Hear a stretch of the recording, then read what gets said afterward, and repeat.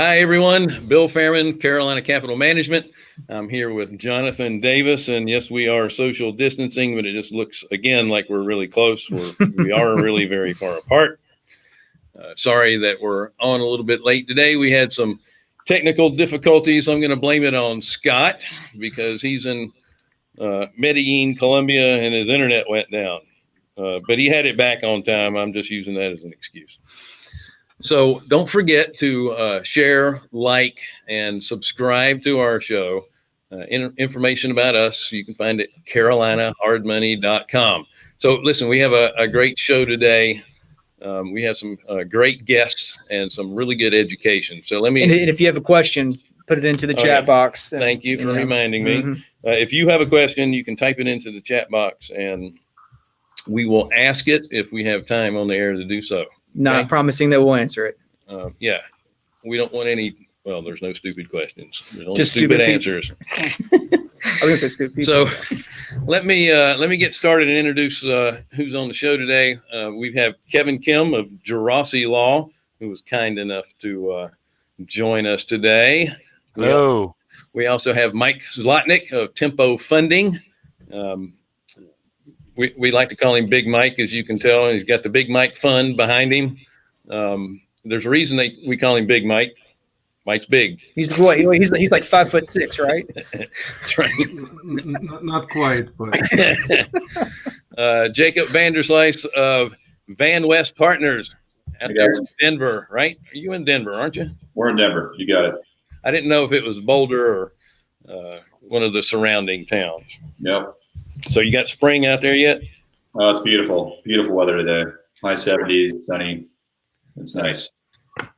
Excellent. And we also have Glenn Stromberg of Stromberg Investments. Finally let me in. Good to be here.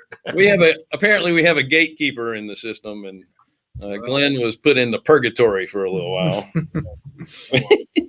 So listen, we have a great mix of different investing types, spaces, and geographic areas to talk about here in a little bit. But I am going to kind of turn this over to Kevin. Kevin is nice enough to join us. He is a securities and corporate law attorney with Geraci Law.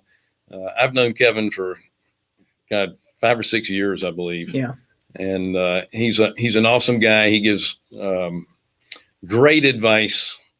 And he's not doing it on the clock when he does do most of the advice. That's what I love about him. That's one of the great things about him and his team. Like they take care of you. He's a wonderful family man. And Kevin, I'm going to give this to you. I want you to kind of tell me what your focus is, and tell us a little bit about the law firm, Geraci Con, the media company, your association with AAPL. I'm just going to let you start. Thanks so much for that.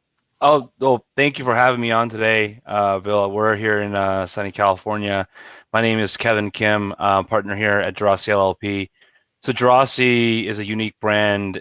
We started as a law firm, so I'll talk about that first. Geraci Law Firm is a fully vertically integrated law firm dedicated to servicing a private lender's business. 95% of our clients are private lenders or related vendors in that industry.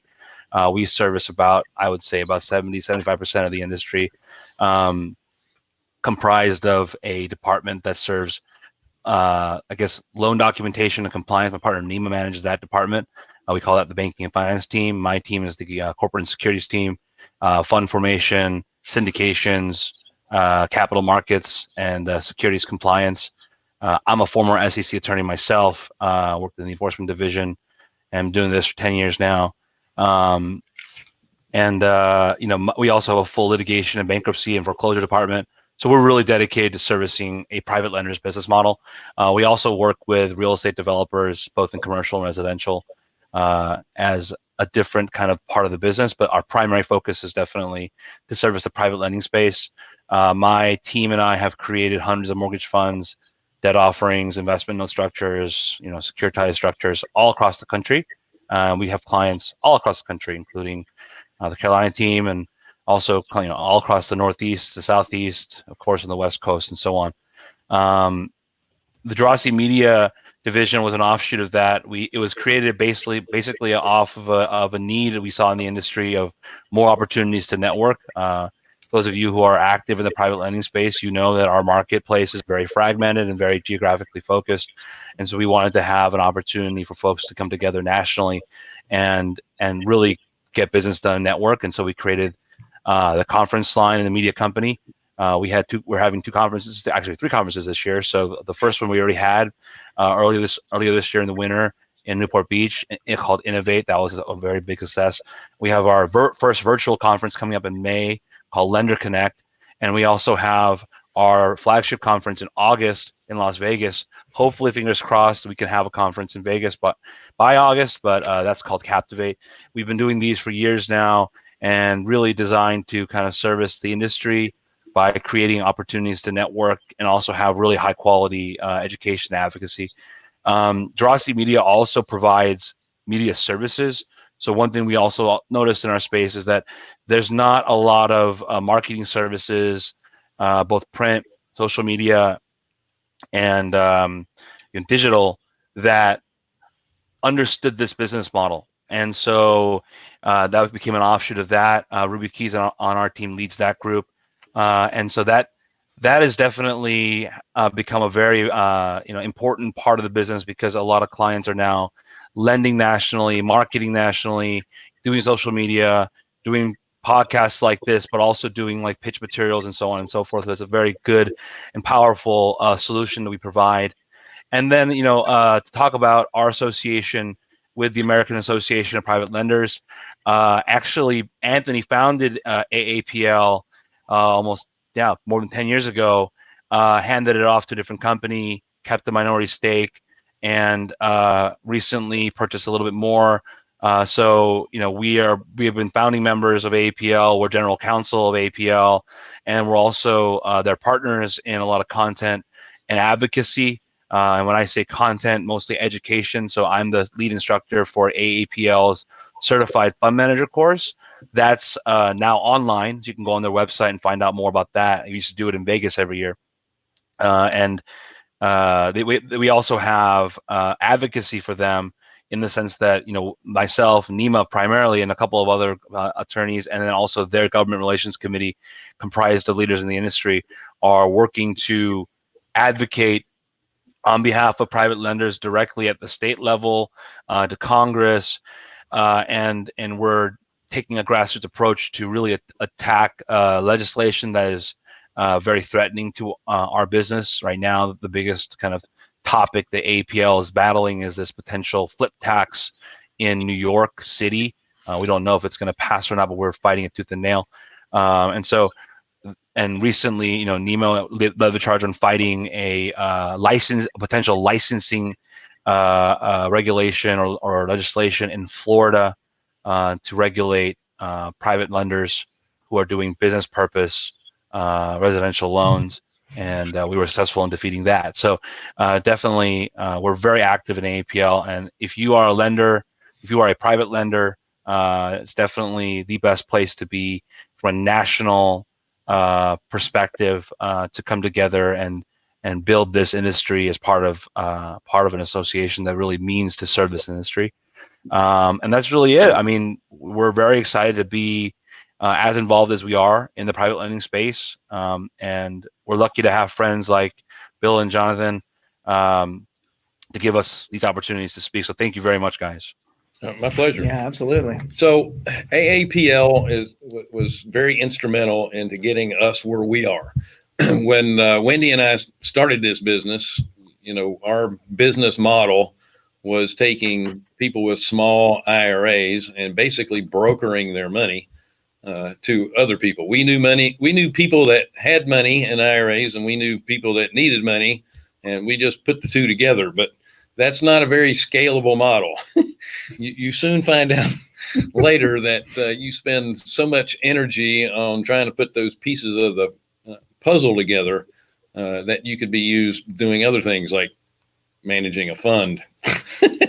So when we say, you go from that to starting a fund, you're switching jobs. You're not eliminating a job. You're just changing it to something else. But you are more efficient, and there's a lot better ways to doing that. And if it wasn't for AAPL, we would have never met the group that helped us get our fund started. We would have never been associated with Geraci as well. We had attend as many of the Geraci events that we can over the years. You guys have been great to us. You've helped expose us to a lot of different lending partners. And I want to say, and Kevin himself has his finger on the pulse of what's going on in the nation and individual markets as well. And he's a great resource to pick his brain. Any chance that I get, I pick his brain. It's amazing what he knows. Yeah, it is. So, Kevin, while I got you, great to us. You've helped expose us to. Wow, I'm talking way in. I have never heard an echo that took that much of a delay. So, Kevin, I know we had some folks that were deregulation funds. And when they changed the tax law, which seems now decades ago, even though it was only a couple of years, they started looking at it and thought that their customers, investors who were investing in an entity, would benefit from the new tax laws and decided to convert to a REIT. Mm-hmm. Do you see anything with what's going on in the market now that's either an advantage or a disadvantage to being a REIT, other than the converting because of the tax laws, but now because of the current market, do you see any disadvantages to being a REIT? No, I still think that it's first of all, I think if you're a private mortgage fund, if you're a fund in our sector, you're not real. I mean, I've found that most funds in our space are not suffering as dramatically as those who have been kind of dedicated to working with the conduits and the correspondents, if you will, or using repo lines. So if you've converted or added a REIT to your fund, it's the kind of the same logic. If your fund is still performing well, your REIT is really just a kind of a tax addition to your fund. So it's not essentially going to add any more unnecessary stress, if you will. Now, there are some factors to consider. REITs are not well designed for what we call kind of a distressed asset strategy. But in and of themselves, you have to be careful in how you manage that. It's doable. It's very popular, but it takes a little bit of extra compliance. So if you're starting to see an increase in foreclosures, or you're going to pivot strategies to go after distressed assets, or you have an increase in REOs and you plan on selling them relatively quickly, while definitely doable, it requires a little bit of extra compliance and consultation with counsel and your tax team. But for the fund managers who've gone REIT already, that tax benefit to the investors really it outweighs any of the additional costs associated with that additional compliance and managing those really kind of hairy IRS issues associated with REOs and foreclosures and and distressed assets. So I still think it's a very strong strategy. And for those of my clients who've gone in that direction, and we've been monitoring very closely during this pandemic, I have yet to hear much of an issue come up because of the fact that they're now a REIT. The issue primarily revolves around, what do we do about, what should we do about our credit guidelines? What should we do about these forbearance requests? And what should we do about our investor issues? But nothing associated specifically when it comes to their REIT. And for those of the uninitiated, the REIT topic came in the end of 17, early 18 with this 20% QBI deduction. By adding a REIT to a fund, a debt fund, it switched the taxation from ordinary income to getting this 20% qualified business income deduction for all taxable investors, regardless of tax bracket. And so that essentially just reduces your tax liability. You're paying 80%. You're paying tax on 80% of your distribution, as opposed to 100% of your distribution. So it's a very powerful and dramatic increase in returns in the aggregate. And so I've yet to see any threats caused by this pandemic tied to the fact that these funds have now added a REIT to their capital structure.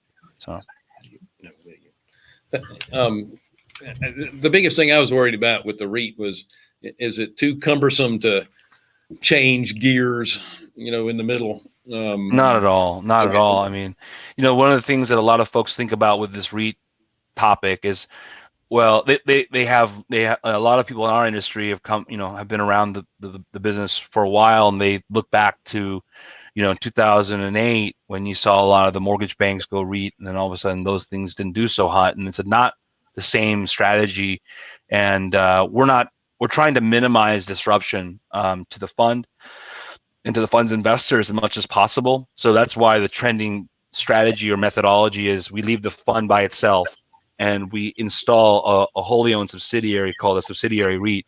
This subsidiary acts as the REIT. We move all the assets down below into the subsidiary, and this thing operates as a REIT. And we either move shareholders down into the REIT, or we'll use a shareholder accommodation service.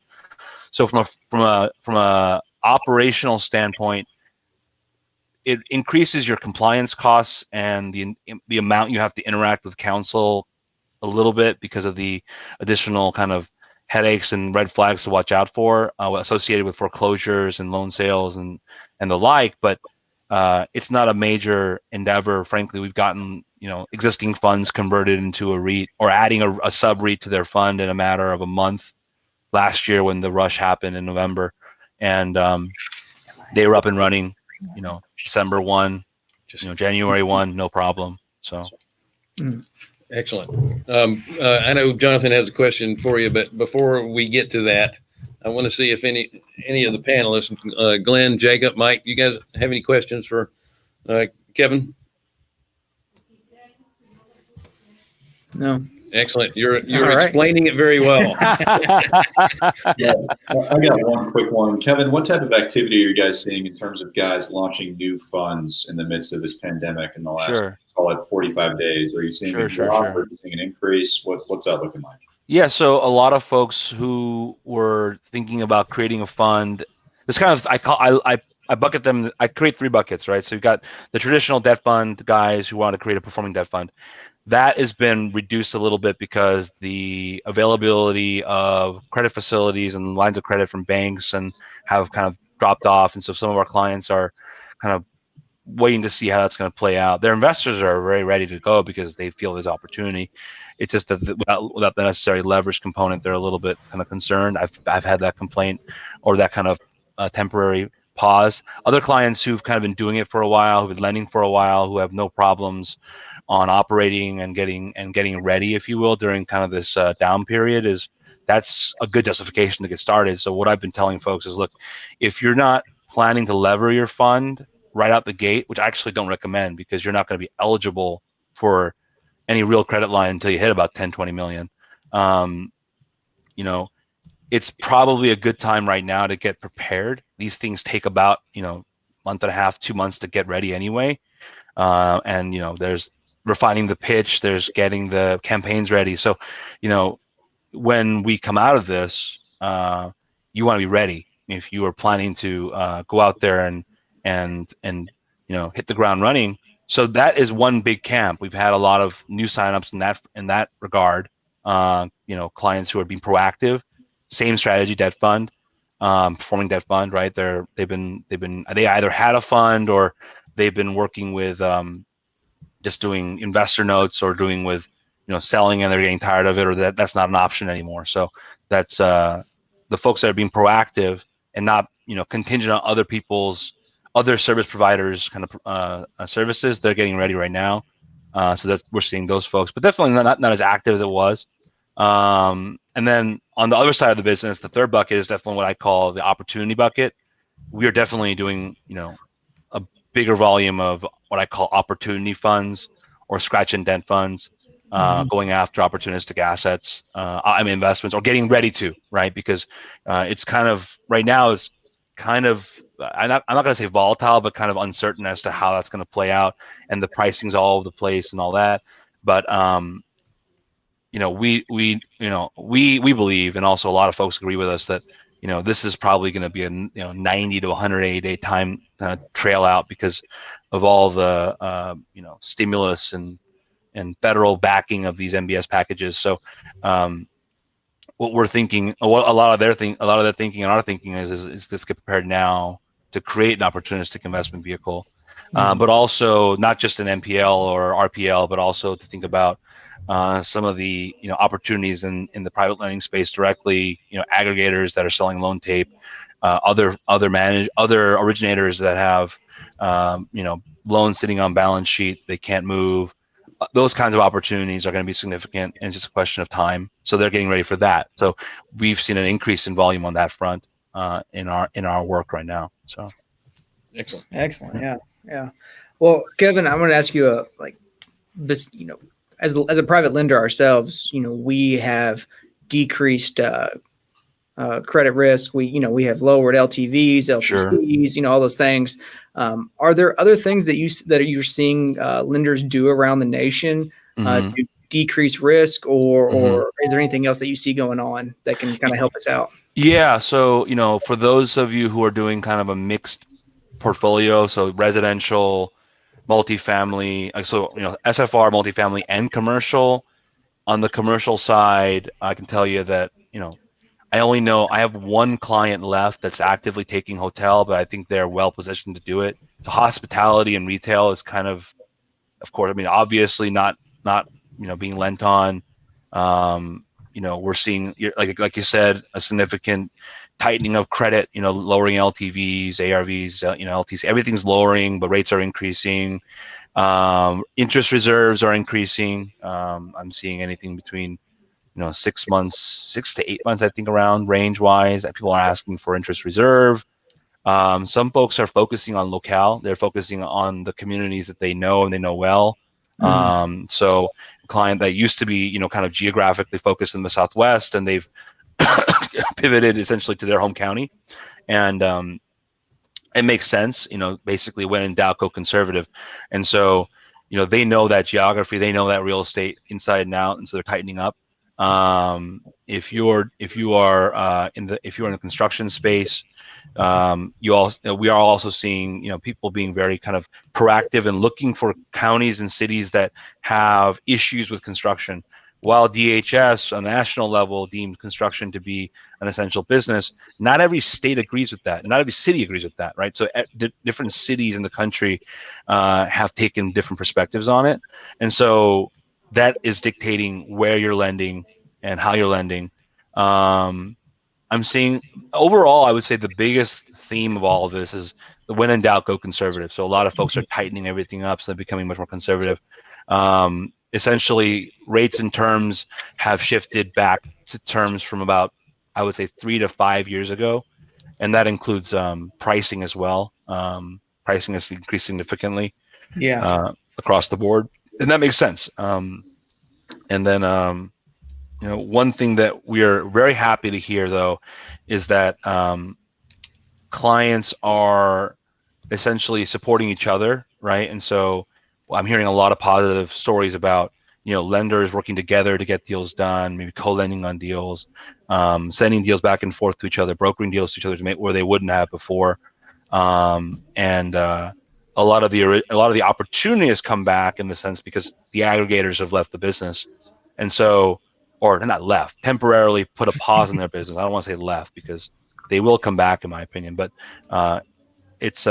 that has created a significant amount of opportunity, but there's capital constraints. So folks are working together to do these deals and help each other too. And so I've heard stories of lenders basically, they get a tape, they can't take the tape, they don't want to buy it, but they have, relationships to get it sold, and they're helping each other out, which is something that it's very heartwarming to see that folks aren't, taking what every man for himself approach, and we're really coming together as an industry. So.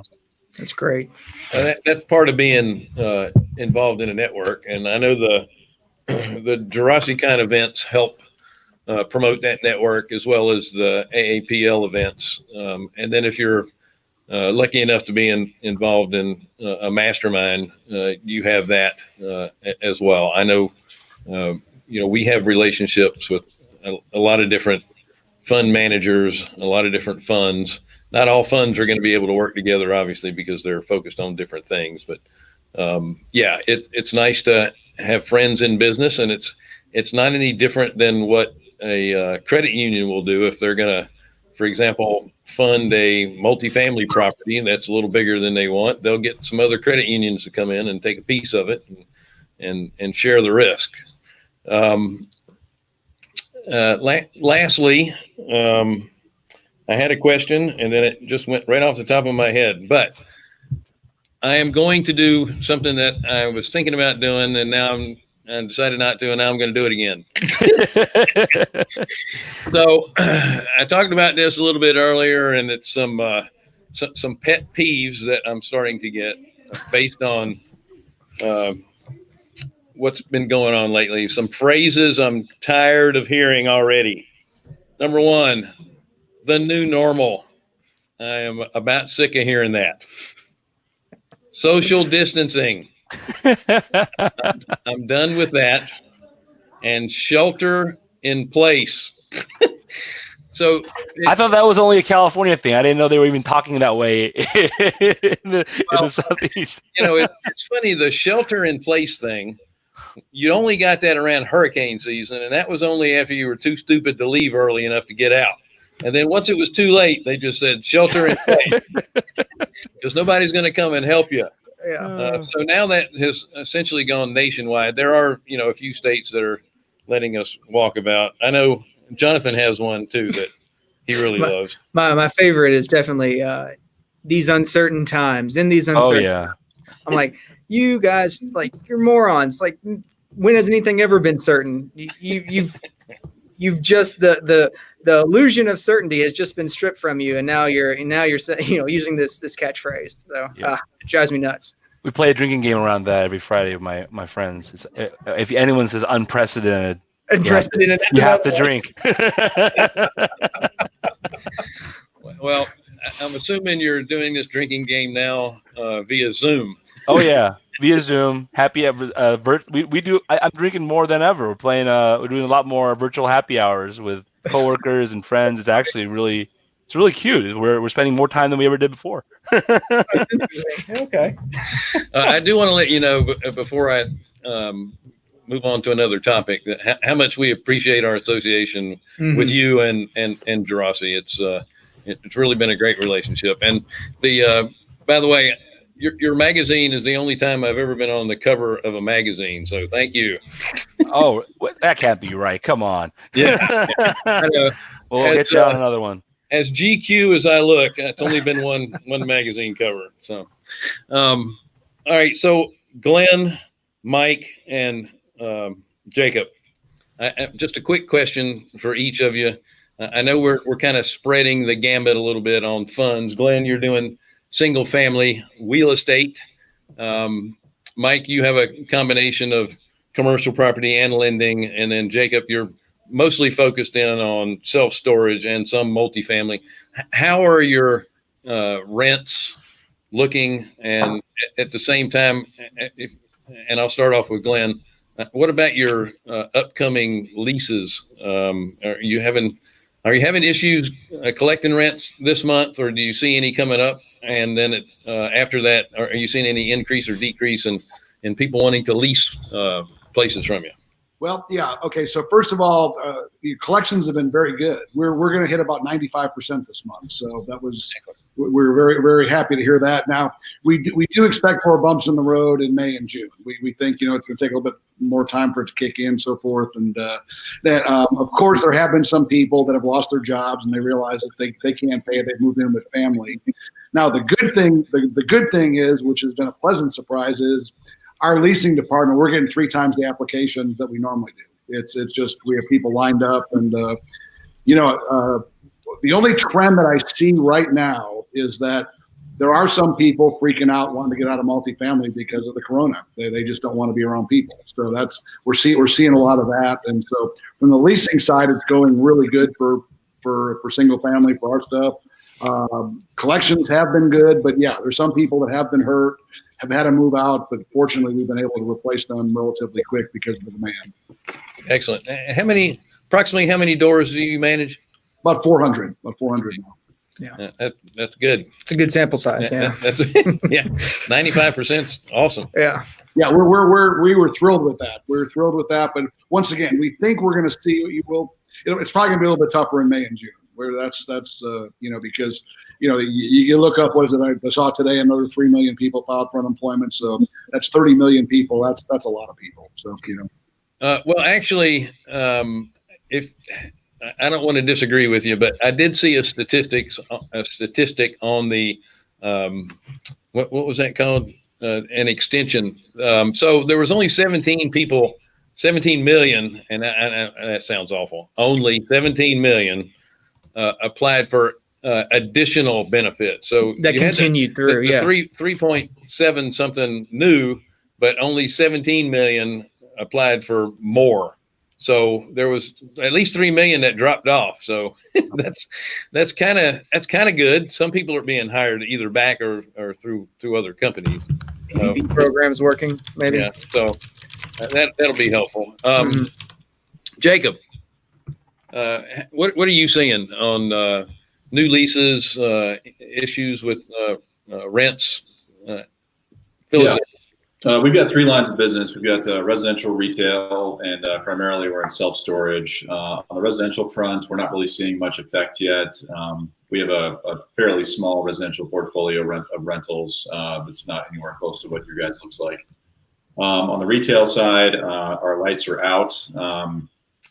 We've got about $12 million worth of retail here in Denver, mostly breweries, restaurants, yoga studios, stuff like that. And we automatically gave all those tenants 2 months of deferred rent to try to get them through this and get them to reopen.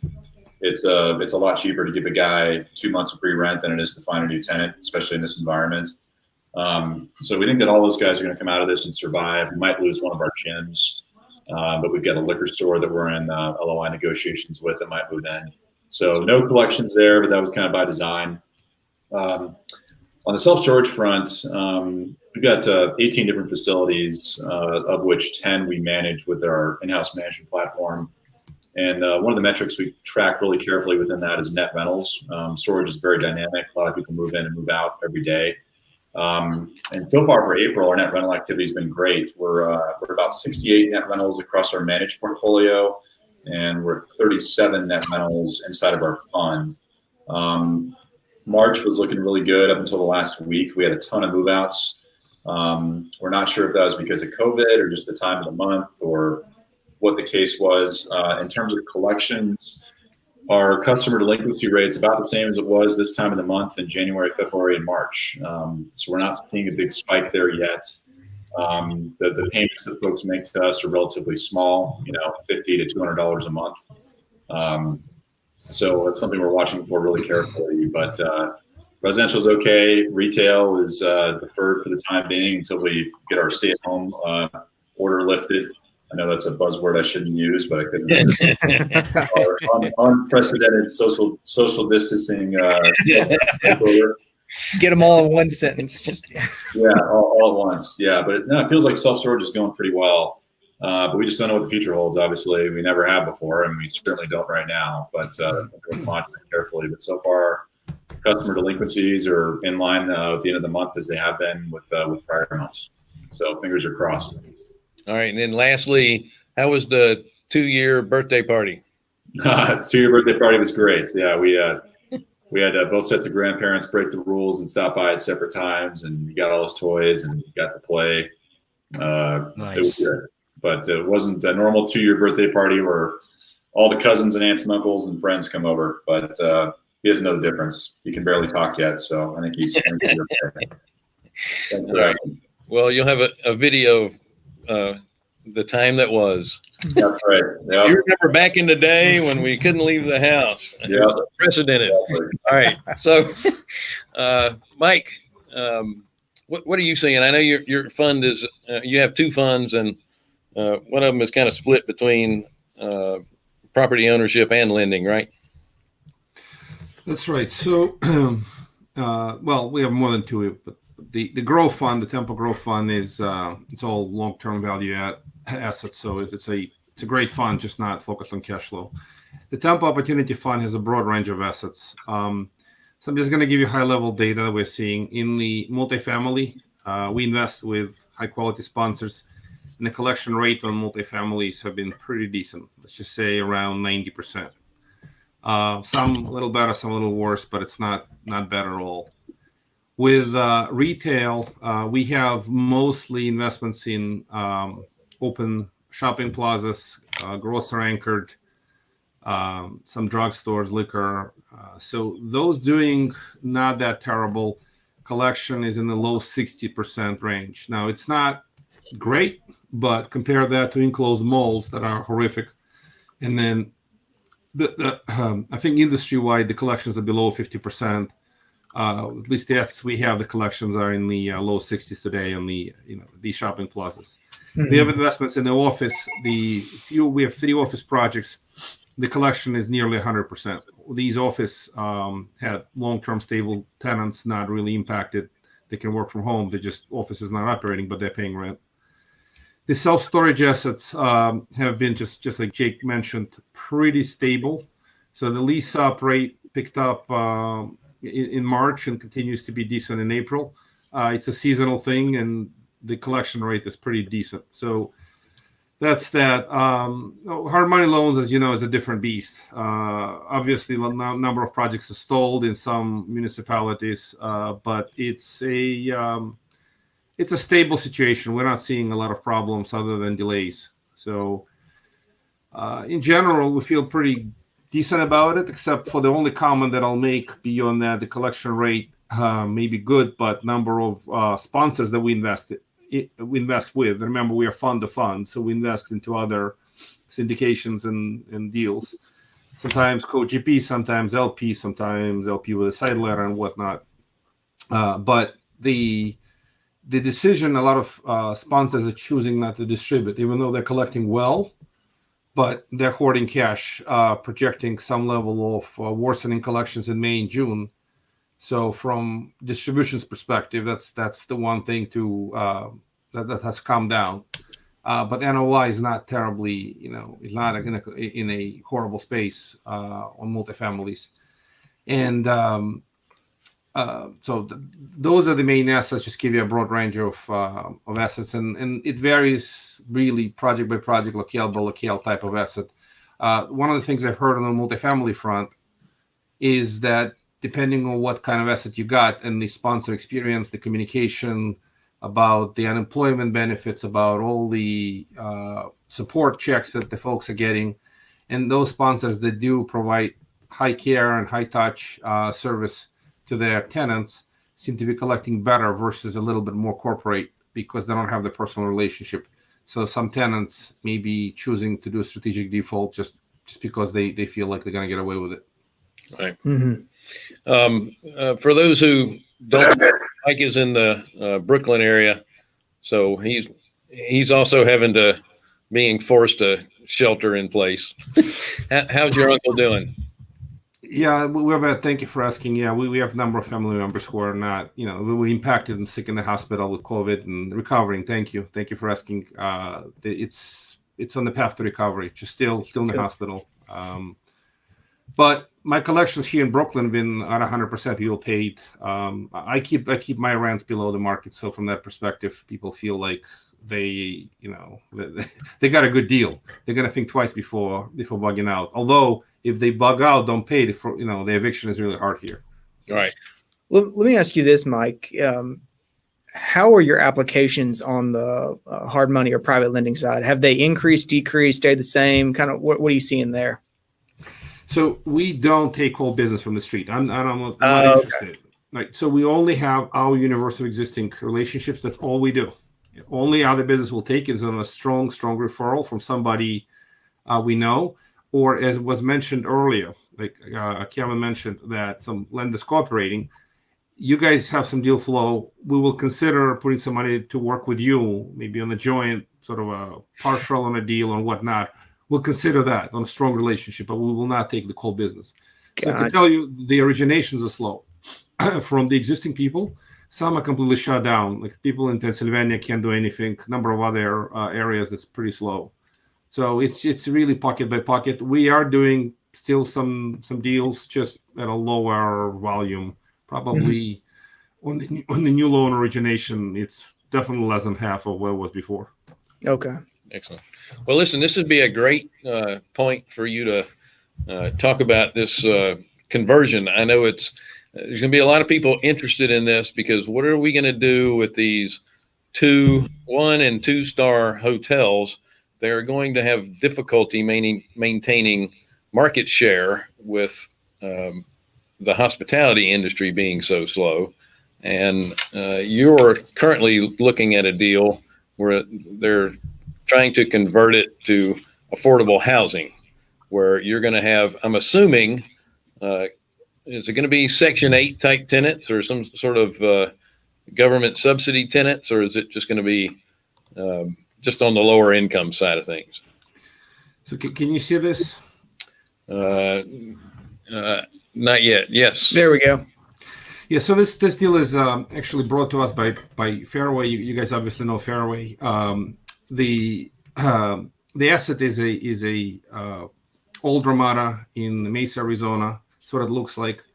And this deal, they're taking to a real close relationship like us. So we're participating in the deal through Temple Growth Fund. This is our second fund. It's a brand new fund, been launched beginning of the year. We have a couple of assets in the fund. The fund is perfectly set up for the current environment, where we invest in the value add distressed assets. It's almost like COVID-19 was, I don't mean to be by design, but we were designed for distress situation, and COVID-19 is creating these type of opportunities. So I believe this is going to be a trend.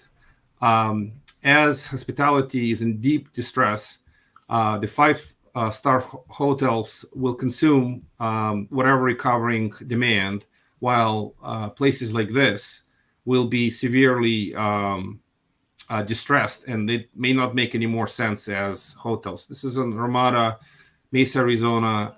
Good, it's downtown Mesa. Good conversion to affordable housing. So imagine you have, it's a motel-like hotel. It's a hotel where the rooms are hotel rooms, but they're 2 stories, not a big hotel. It becomes a decent opportunity for conversion into small 350 square feet units. And most cities don't want these hotels half quarter full. They would rather have affordable housing. And they could be Section 8 or could be non-Section 8. There is no particularly, there's no driver. This asset may accept Section 8 or not. It's to be determined.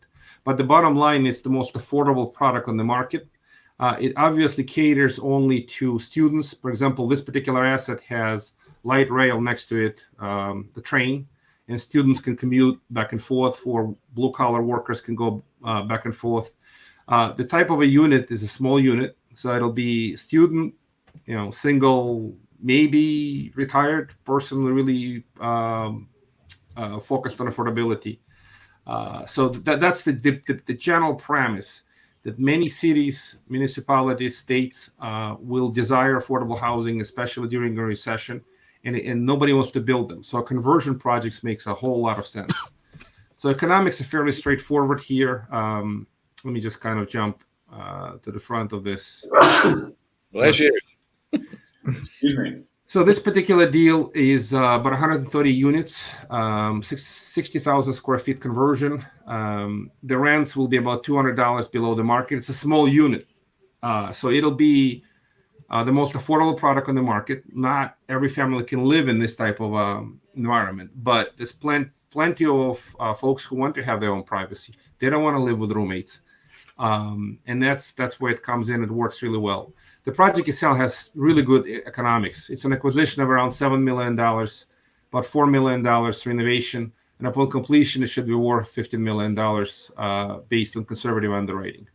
So it's dysfunctional as a old hotel, but becomes a strong opportunity to make good return and to improve the community with affordable housing units.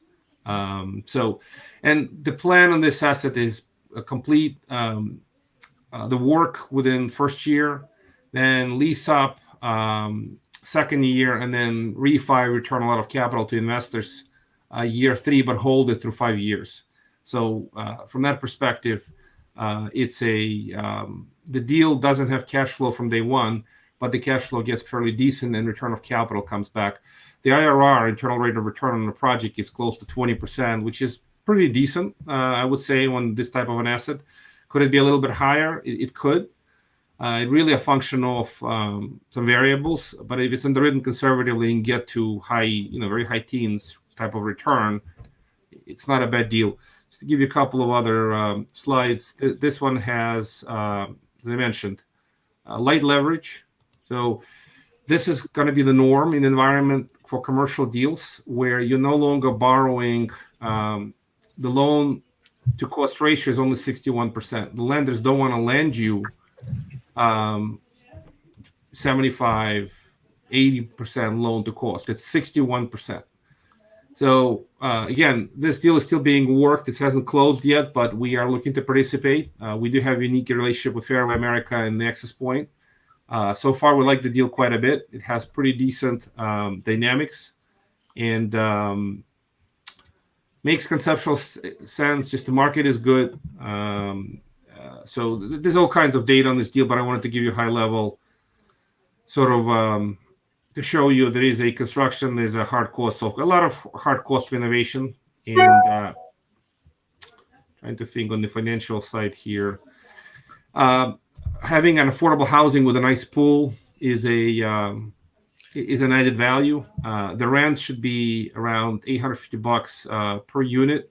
$825, and it's about $50 below the comparable product. Similar, not. It's $200 below if you take a one bedroom average rent, but for a similar product, it's going to be below the market, and it's going to be brand new. From that perspective, this product should be well received in the market. This is a high level. Again, as you can see, most of the renovation is spent. What's interesting is in a project like this, you have to do kitchenettes. So these are hotel rooms, but a lot of money have to be spent to basically install kitchens in every small kitchens, but it's a kitchen. Right. And then the asset will be new roof, new mechanical, everything else. It's going to be a quality asset in the downtown area, Mesa, Arizona, rather than a crappy old hotel. I hope it makes sense. Well, what else is the highest and best use for that other than a conversion to affordable housing, just knocking it down and building something else? Is that your only options with properties like this? Well, reconstruction cost. What comes down to when you convert, you get your cost basis is well below reconstruction cost. You're acquiring per square foot better than if you build it from scratch. Can you knock it down and build something else? Comes down to what can you build. It's Mesa, Arizona, so they call it the armpit of Phoenix in a nice manner. I don't mean to be negative here. But building, it doesn't make economic sense to knock it down and build a big building there. It's just the numbers don't work, but they do work for conversion.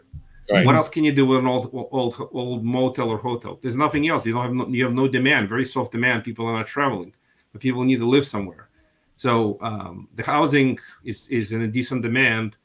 I don't know what else they could do. Knock it down, build self-storage facility, but cities don't want self-storage facility. They want affordable housing. They want taxes. Yeah. Well, the only other thing I've seen done with older hotels is converting them to condos, and that would be down in resort areas. Like Myrtle Beach has a bunch of old motels that were converted into condos and sold. I don't know how well they would sell now. It's terrible now. These conversions, the condo hotels and the condos that you can do short-term rentals. The whole industry is in distress. Right. It's just nobody needs the demand. The supply of these, vacation rentals and in the hotels is far greater than the demand, probably for a number of years. So I see the RV business booming coming up. You take your own room with you. Yeah, take your home with you. Yeah. Does anyone have any questions for Mike on this? Thanks for sharing, Mike. I have a question actually. What are the permitting? Are there any permitting restrictions or zoning restrictions for going from hospitality to workforce housing or Section 8 housing? Well, it requires approval. Generally speaking, the sponsor believes this is a very easy process. They've done initial work. The city actually wants this type of asset. So it is, there's some title work. It's going to take a few months to get the permission to convert a hotel into affordable housing. But I'll tell you this: I experienced this firsthand many years ago when I was in college. This concept, you can actually exercise it as a hotel with the long-term leases. There's nothing prohibiting a hotel renting rooms by a month or by a year. So the dynamics of a hotel generally allow you daily rents or allow you longer-term rents. Right. You can almost do that, but you're not doing this. You need to install the kitchenettes and convert it into that space. So the process should not be terribly difficult because it already supports it naturally. So years ago when I was in college, I lived in an asset just like this. So an old motel was mini converted with sort of a temporary kitchenette with the electric stove. But the concept makes a ton of sense. So it's if you can't use it as a hotel motel, use it as a long-term rent, long-term lease type of a place. Well, cool. We're actually almost past our time here. I'm going to end it with this. It's funny how, as our markets go up and go down and go up and go down. I was on the planning board for my local municipality back before 2008 happened.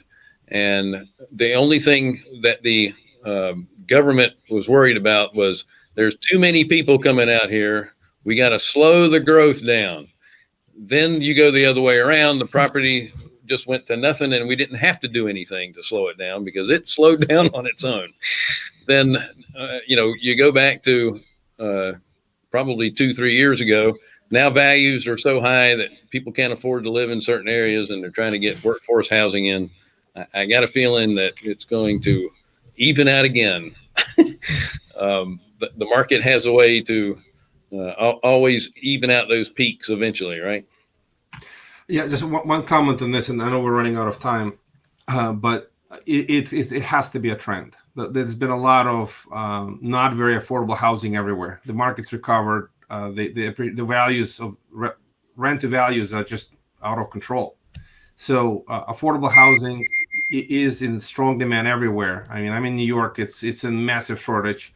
Most cities just don't have enough affordable housing. The developers just don't develop affordable housing. They build nicer condos where there's a good return on their investment. So conversion projects like this should become an interesting opportunity going forward in many towns and cities. And I think during a recession, this type of a project should be in everybody's mind. That we are all business executives, entrepreneurs, real estate investors. Look at your neck of the woods. Look around. Maybe there is a project like this. You could find an opportunity before you realize that somebody else is working on this.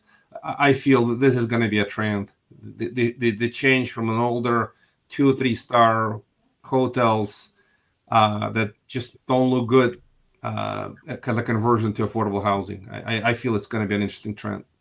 Excellent. Well, we agree with you. That's why we changed our lending model at the end of 2018 to, only doing affordable housing. Mm-hmm. There's just not enough margin in it for people to develop brand new. And I totally understand that. All right. So thank you so much, guys. Thank you, guys. I appreciate you coming on, Kevin. It was great to see you.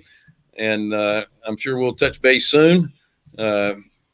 Thanks so much for joining our show. Any information about us you need is on carolinahardmoney.com. Please don't forget to share and subscribe and like and all that good stuff. Another great show. Great content, guys. Thank you, guys. Thank you so much. Yeah. Thank you.